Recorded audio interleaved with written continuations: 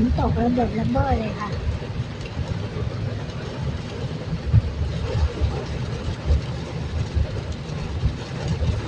ฝนตก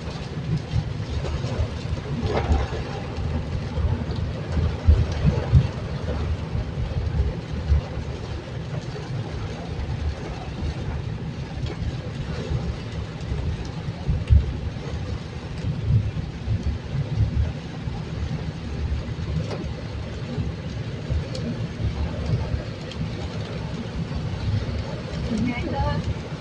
อตัวเองเรียยังไงเนี่ยได้ โตขนาดนี้เป็นไง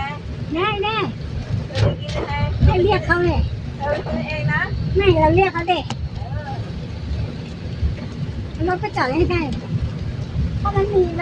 นมจีนอยู่นะแหมเสียเลย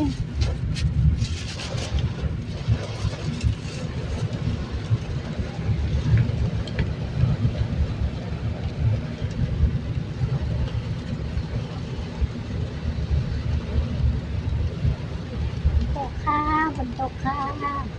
กรุงเทพตกระเบิดระเบ้อเนาะ